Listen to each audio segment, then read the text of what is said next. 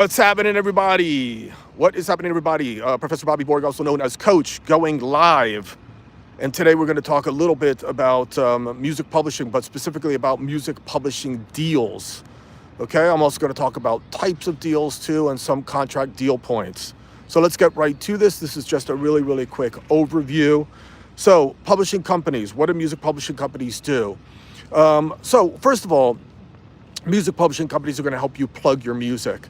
So they're going to help you plug your music in, let's just say, for example, film and television shows. Certainly as an independent DIY artist, you can do a lot of that stuff yourself, but of course they are going to have many more connections and they're going to have the clout to get you into top rated television shows and get you into top potential movies as well. Keep in mind that just one TV placement can do wonders for your career. If you get your song into like some hip TV show and a bunch of fans or of the show see it and they go, wow, we really like that music. I mean, it potentially can gain you tens of thousands, if not hundreds of thousands of new followers on Instagram or TikTok. I mean, essentially overnight, okay? Number two, maybe potentially getting you recording deals.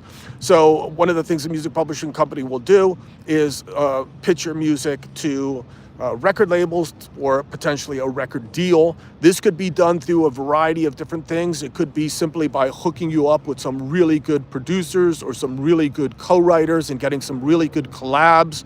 It could be maybe giving you access to maybe one of their artists that they work with, maybe potentially, and this could just make you look more attractive to the record company.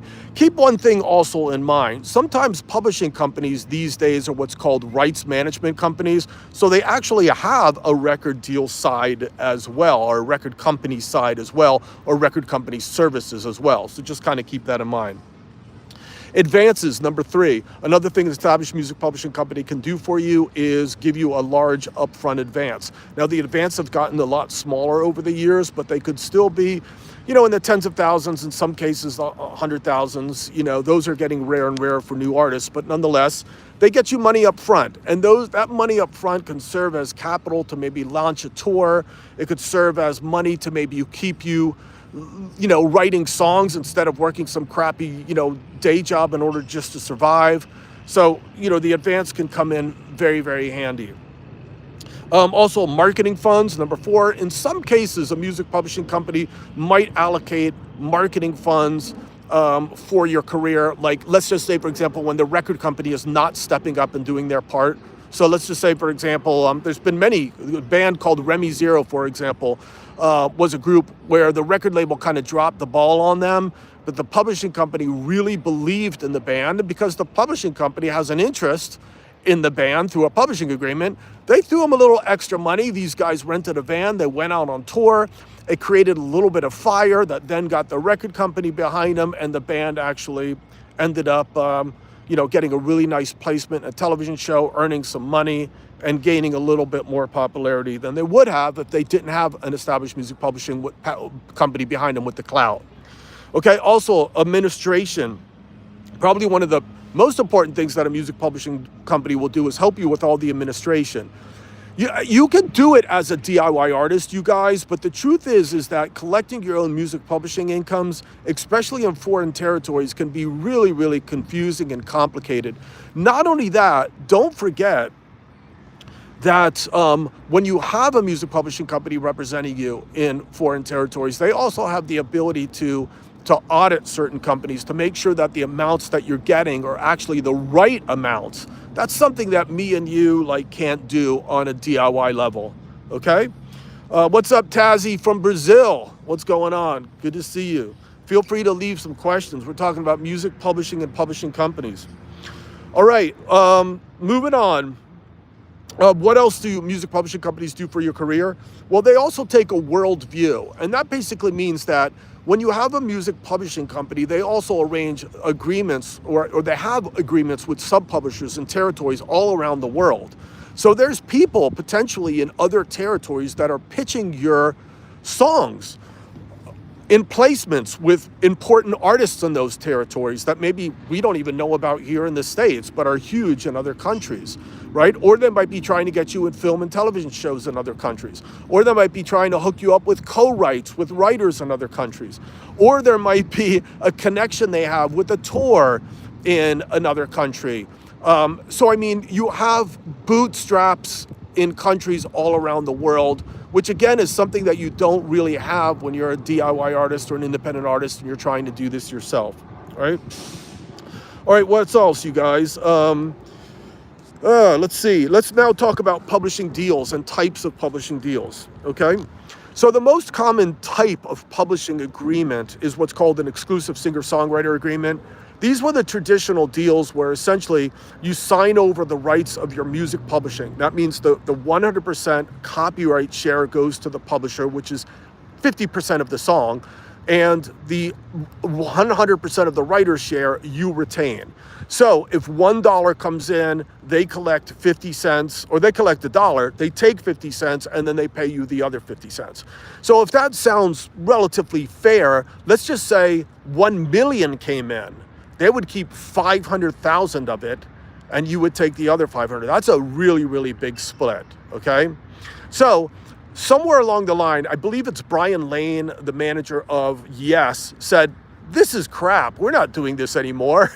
And new deals started to form, which were called co-publishing agreements. This basically means now that you sign over 50% of the publisher's share of the income, right? And you retain the other 50% of the publisher's share and 100% of the copyright. So in essence, when $1 comes in, they take 25 cents and you retain 75 cents. Now this is a much more fair split. And these deals are actually relatively common at this time. Then there's what's called an admin deal. An admin deal is where somebody says, you know what? I already have a record deal, or I'm already releasing records. You know what? I'm already getting film and TV placements kind of on my own. I don't really need a music publisher to do that for me. But I do need somebody to collect all the money because that's confusing and it's boring and I just, I don't want to do it. So there's something called admin deals. In an admin deal, you actually retain 100% of the copyright in the song and you just pay a fee of somewhere about 15%. So if $1 comes in, you actually keep, they take 50% of the money and you keep 85. But now just keep in mind, in an admin deal, you don't usually get an advance, and typically you are not having anyone pitching you, right? So you're giving up stuff, but at the same time you're getting, stuff. You're retaining more rights and that type of thing. All right, other contract deal points really quick that are very, very important. Number one is reversion of copyright. All of this talk about signing over your copyrights might be a little scary. So there is a clause that can be negotiated into publishing agreements called reversion of copyrights, which basically says that the copyrights that you create during the term of the agreement are going to revert back to you after the term of the agreement, such as 10 years after, but only after you recoup all the advances, okay? Now, there's other types of what's called reversion of copyright too. There could be a reversion of copyright that's triggered when the music publisher does nothing for you. So you're like, you know what, you're sitting on my songs for a year and nothing is happening. So that could trigger reversion.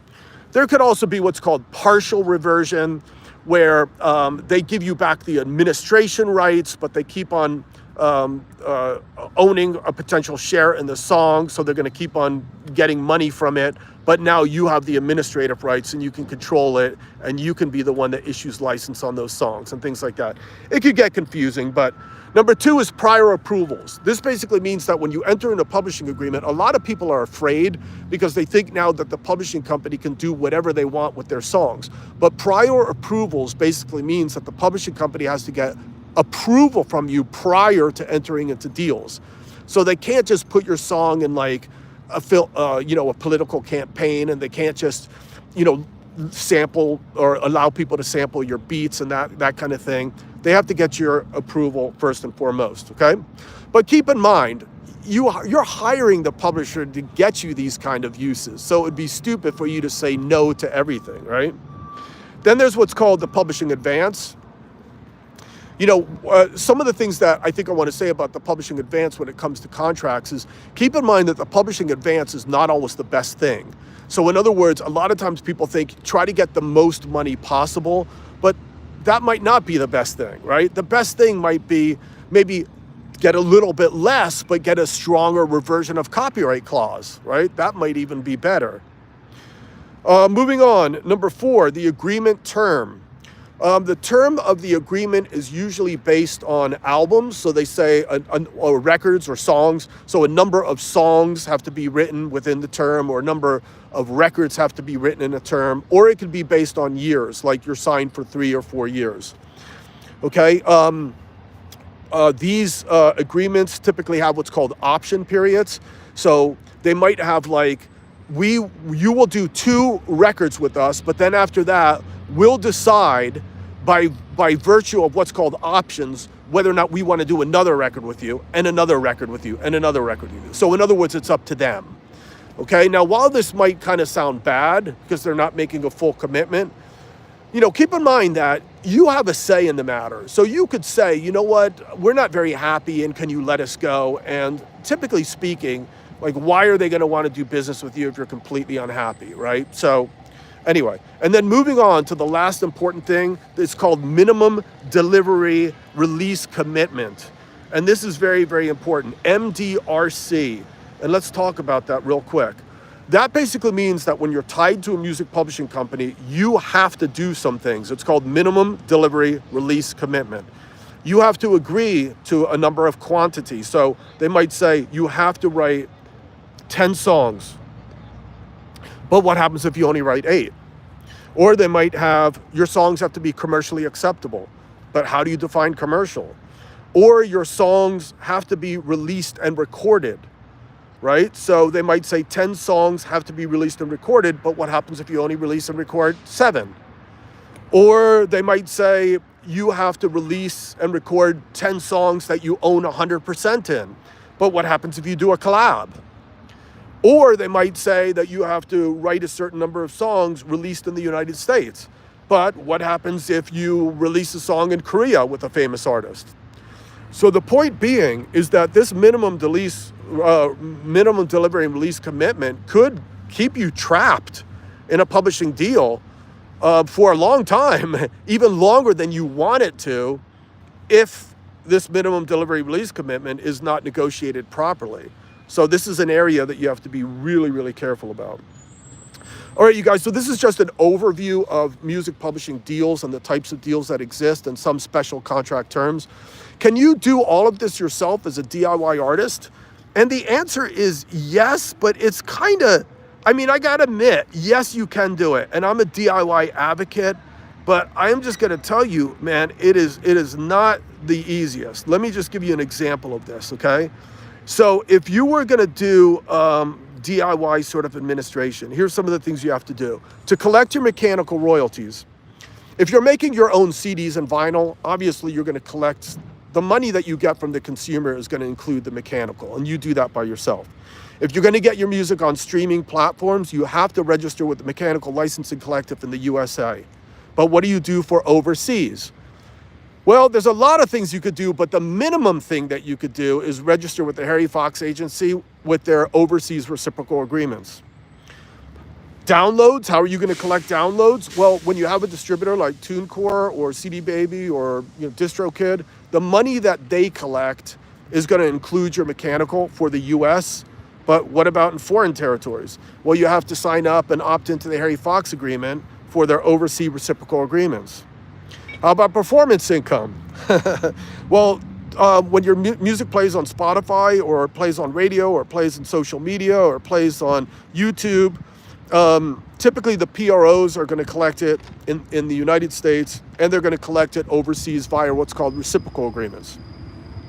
How about synchronization when your music is placed in film and television? Well, first of all, you have to have someone negotiate that stuff, right? It doesn't just happen by itself, but the money that you negotiate with whomever you negotiate with, whatever that money is, it's going to come directly to you. How about when you see music with visual images on YouTube? Like, who is collecting that money? Well, technically, people are supposed to get sync licenses from you, but they don't, right? All the user-generated content out there typically does not license properly. So YouTube has something called Content ID. Who's going to collect your Content ID money, right? So you have to understand, like small companies like Air Media or Identify, you know, or these are some companies like third-party companies that can do it for you, but you have to know how to register with them. How about collecting money from Facebook and Instagram? Who's going to do that for you? Harry Fox has an opt-in agreement for the USA, and there's other third-party companies that you would have to use for overseas, and you have to find these companies. TikTok and Peloton, when your music is used on TikTok, who's going to collect that money in terms of synchronization? Well, you have to sign up for a company called Music Reports. All right, I could go on and on. I mean, but do you guys get the point? I mean, this stuff isn't necessarily easy, and most DIY artists don't know this stuff. So in any case, you guys, oh man, I'm just chilling, hanging out, getting ready to get some food. So I hope all you guys are well. Remember, you can always leave messages for me or emails for me. I do these little live sessions pretty much every Tuesday and Thursday around 12 o'clock Pacific time. And don't forget, I have a YouTube channel, youtube.com/Bobby Borg, that has tons of videos and tons of stuff you can check out. So I am cashing out, you guys. Peace, love, and later.